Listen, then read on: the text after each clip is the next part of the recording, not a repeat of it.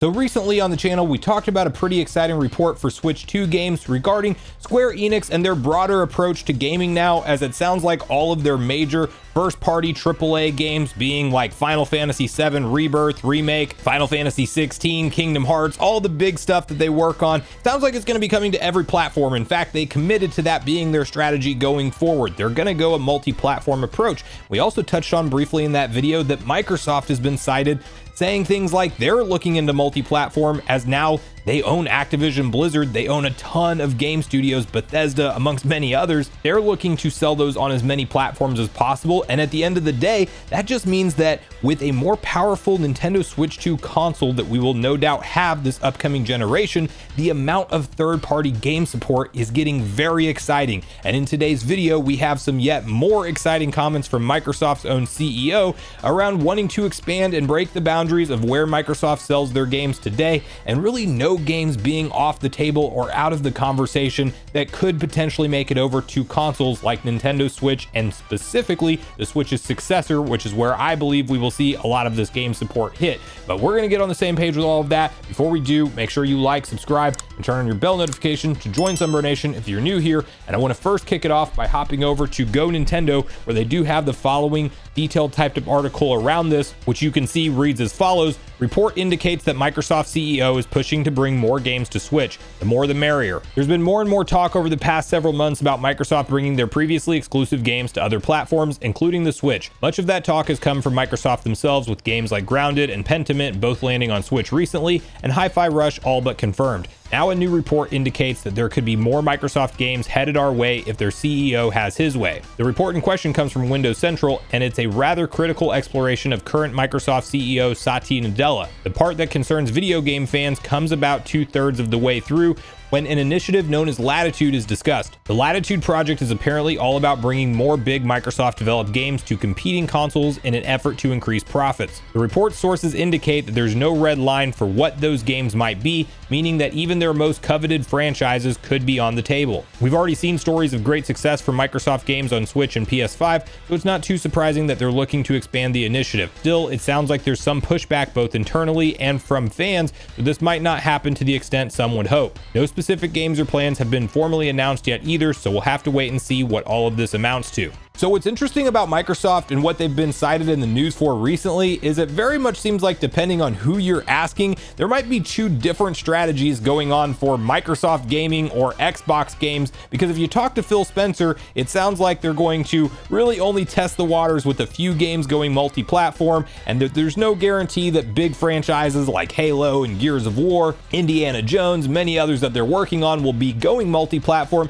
And then you talk to the big boss, the CEO of Microsoft, and some of the other brass that's around him, and they're all saying like Microsoft gaming is going to go multi-platform everywhere we can. We want to sell on as many consoles as possible, and that's how we're going to grow our revenue. So it feels like if Phil Spencer had his way, they'd probably keep quite a few more exclusives in the Xbox ecosystem, but the bigger boss at the end of the day probably has the final say, and it sounds like the broader strategy, and kind of like what Microsoft does anyway with their Windows and Microsoft Office strategy, like they are a software company at the end of the day, and they just want you on their software, period. So the more avenues that they have to be available to people, the better, in their opinion. So I don't think this by any way, shape, or form means we will ever see a service like Game Pass come to Nintendo Switch, because the reality is that that's just a competing service with something like the eShop that Nintendo wants you to purchase their games through. And if you have some overlap where a lot of the games that you might buy on the eShop are just free with a Game Pass subscription, it's not going to benefit Nintendo unless if Microsoft works out some crazy revenue share deal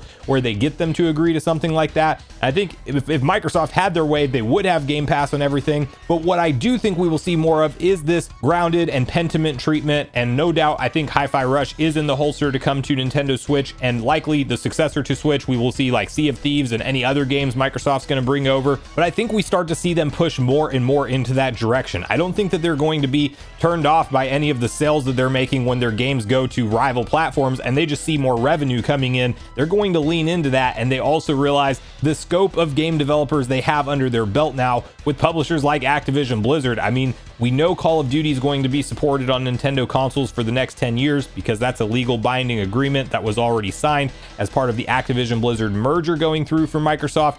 But I think other franchises are all in the conversation here, and whenever we see the return of series like Tony Hawk and Guitar Hero, Crash Bandicoot, which many of these were already multi-platform under Activision Blizzard, I think they're going to stay multi-platform. And then when you talk about the big initiatives for Xbox first party like Indiana Jones, Starfield, we might be seeing Gears 6 over the summer, it sounds like. I do think that at some point in time, Microsoft may adapt kind of what Sony is doing right now, where they have a limited window where it's exclusive to them. Like Microsoft will launch these big games for, let's say, 6 months or a year exclusive on their own platform, and of course PC as well. And then past that, it opens up to everything. The way that Sony will release their first party games on just PlayStation, but then within 6 months or a year down the line, you also see a PC version available. That is a reality of where we are at in the gaming industry now. With the budgets that some of these games have from a development perspective, you just have to reach more consumers to recoup your cost and to pay all of the developers to be working on a game for 6, 7, 8 years sometimes now. These games take to complete and pump out. And when Microsoft spent nearly $70 billion on Activision Blizzard,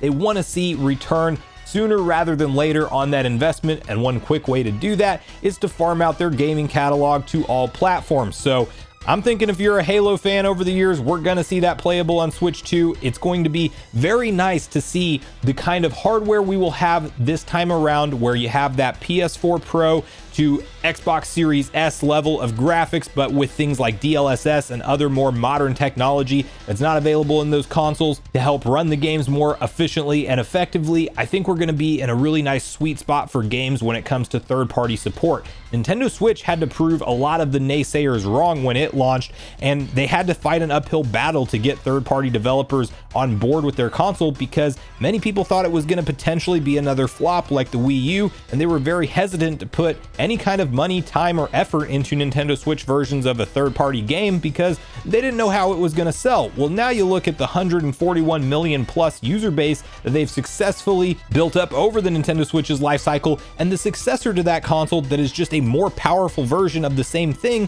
has a lot of eyeballs on it, and you have the reality that these game developers have to reach a bigger user base to just sustain their own profits, and you have kind of that perfect storm where us Nintendo fans are going to have kind of the go-to console for a lot of these games because we will be able to play them in docked mode with better looking visuals or take them on the go with a native experience, because while Microsoft wants to build out xCloud and put that on everything and make that playable on your phone, tablet, anything else, the reality is that internet connections and latency, it's just not there yet for gaming, at least for most games. If you're talking about a turn-based RPG, that's one thing. If you're talking about like a Super Smash Bros. Or super quick reaction time, some kind of game that requires quick reactions, you're not going to have a good time with it on streaming. So Nintendo Switch should be the best of both worlds here, and I'm very excited to see more and more of the gaming industry entertain the idea of going multi-platform, and that may indeed be the future we are heading towards, because when everything's being released on PC from both Sony and Microsoft outside of Nintendo, if you have like a PC and a Nintendo Switch 2,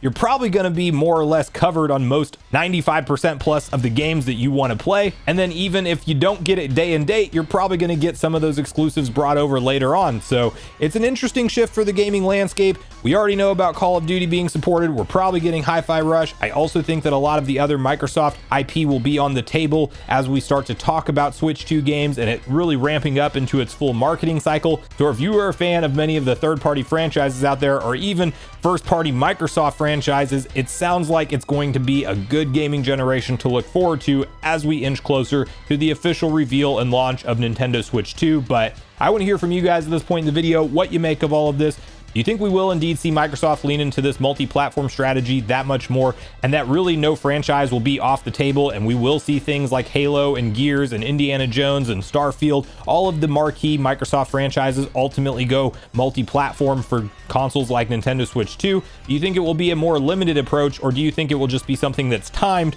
where initially they're first-party exclusive to Xbox consoles for a year, but then after that they end up launching on everything? And are you a fan of potentially a little bit of the death of the exclusivity game in gaming? Or do you think that's better for the industry overall, or do you think that's somehow detrimental to where the industry heads from here? So thanks so much for watching the video today, everyone. Make sure you share all your thoughts and feelings in the comments down below before you leave, regardless of if we agree or disagree. Also make sure you like, subscribe, turn your notification bell, and I will see you guys in the next video.